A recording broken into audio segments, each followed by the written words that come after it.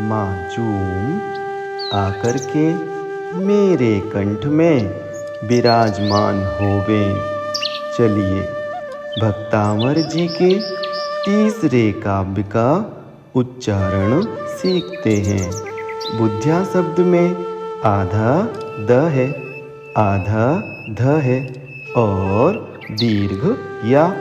सो इसका शुद्ध उच्चारण करने के लिए बुध पढ़ कर के फिर ध्या पढ़ने के लिए ध को इकार के साथ पढ़िएगा, बुद्धिया।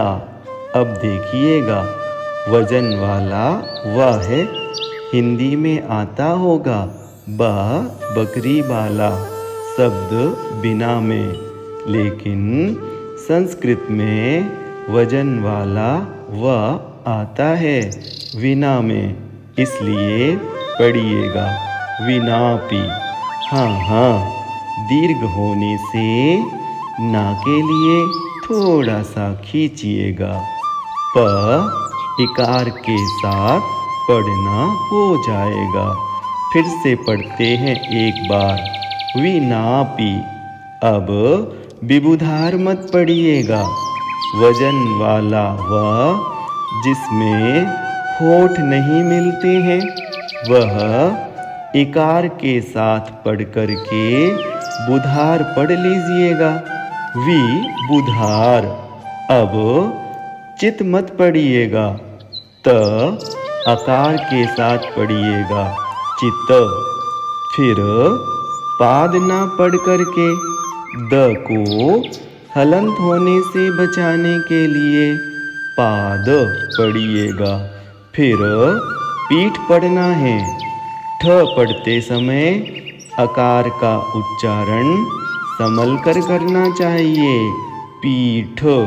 इस प्रकार भक्तामर जी के तीसरे काव्य का पहला चरण हुआ, बुद्धिया विनापि, विबुधार चित पाद पीठ। अब आधा सा पढ़ने के लिए आगे इकार लगा लीजिएगा, इस। फिर बेधड़क पढ़ लीजिएगा। हलंत वाला शब्द हम बिल्कुल सही जो पढ़ते हैं, बस तो को दीर्घ पढ़ना है, तो तुम। अब समुद पढ़िएगा, दिया दो अक्षरों से मिलकर जो बना है, आधा द और यह पूरा, सो बोलिएगा समुद्यत। फिर जर्रा ध्यान रखिएगा, अक्षर वी के ऊपर र की रेफ चढ़ी है, जो वी के पहले बोलना है, सो मतिर पढ़िएगा। फिर विगत मत बोलिएगा, देखिएगा विगत के बाद त्र है, जो आधा त और पूरा र मिलकर के बना है, सो वी पढ़ कर के ग तत बोलिएगा, विगतत। अब त्रपो पढ़ना है, देखिएगा यह इंग्लिश बर्ड्स एस जैसा जो चिन्ह है वह संस्कृत में अवग्रह का चिन्ह कहलाता है, उसे पढ़ा नहीं जाता है। वह सिर्फ यह बतलाने के लिए रहता है कि संधि में यहाँ आकार का लोप हुआ है, चूँकि ह्रस्व आ धन ह्रस्व आ बराबर आ, ह्रस्व आ धन दीर्घ आ बराबर भी आ, और दीर्घ आ धन दीर्घ आ बराबर भी आ ही जो होता है। तब जहाँ ह्रस्व आ का लोप होता है वहाँ एक अवग्रह का चिन्ह, और जहाँ दीर्घ आ का लोप होता है वहाँ दो अवग्रह लगाने का प्रचलन है। सो पढ़िएगा, त्रपोहम। इस प्रकार भक्तावर जी के तीसरे काव्य का दूसरा चरण हुआ। स्तोतुम समुद्यत मतिर विगतत त्रपोहम। अब बिल्कुल सही पढ़ेंगे हम।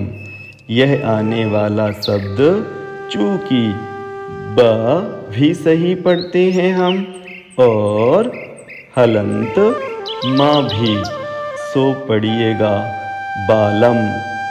अब वजन का व पढ़ना है विहाय। हाय पढ़ते वक्त या हलंत होने से बचाइए, हाय मत पढ़िएगा, पढ़िएगा हाय। अब जल पढ़ने में जल्दी मत करिएगा।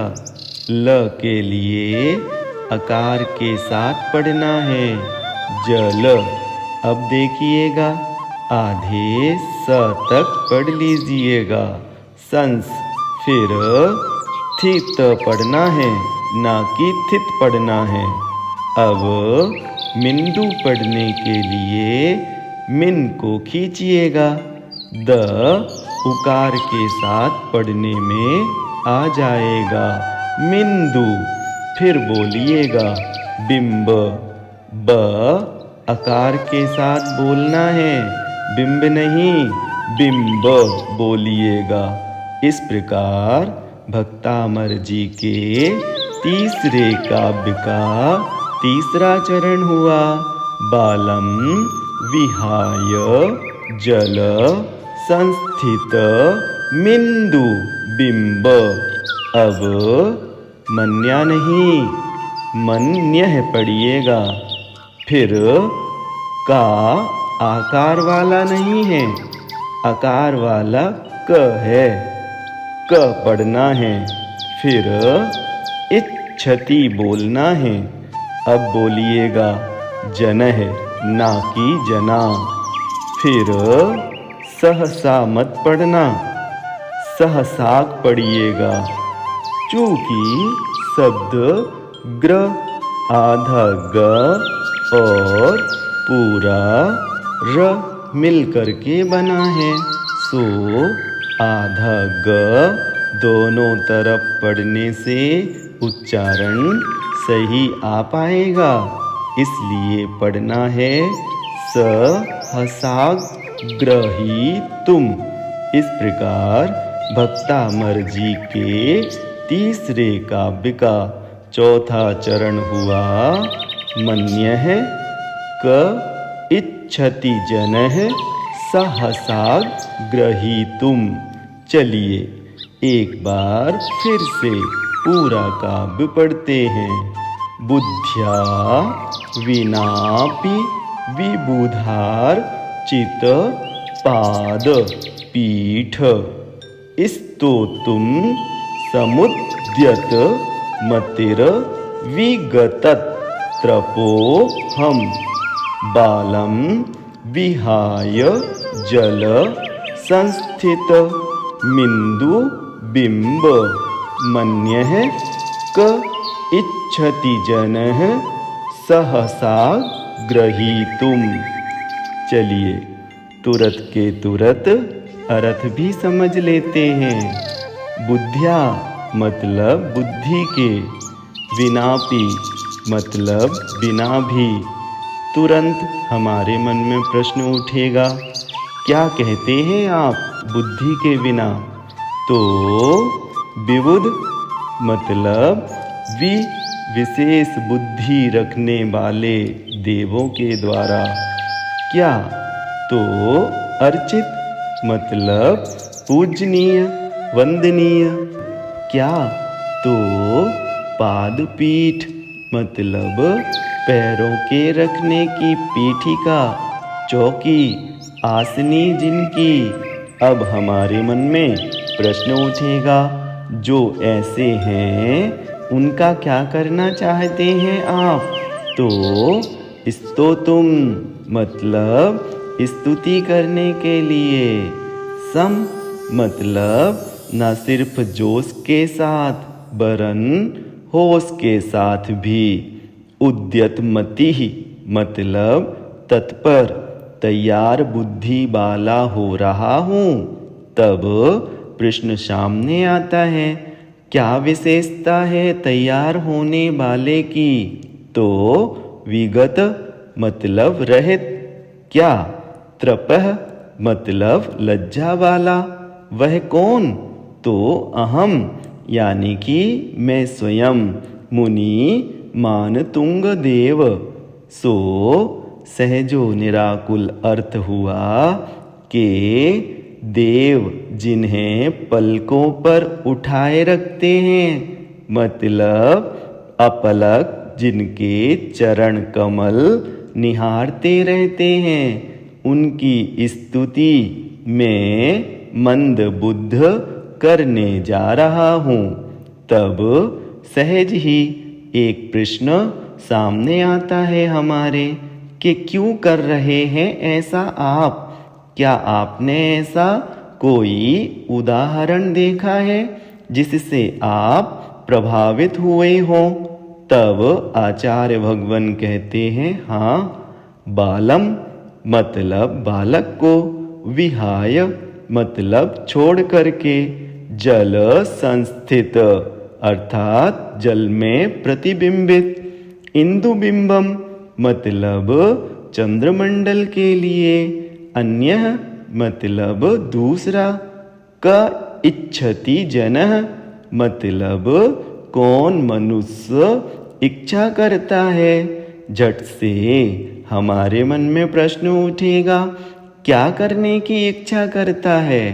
तो सहसा मतलब बिना सोचे विचारे, शीघ्रता से, ग्रहीतुम मतलब ग्रहण करने की, पकड़ने की उसे अपने हाथों से, अर्थात कोई नहीं मुझ मंद बुद्ध और अंध भक्त के सिवाय। ओम।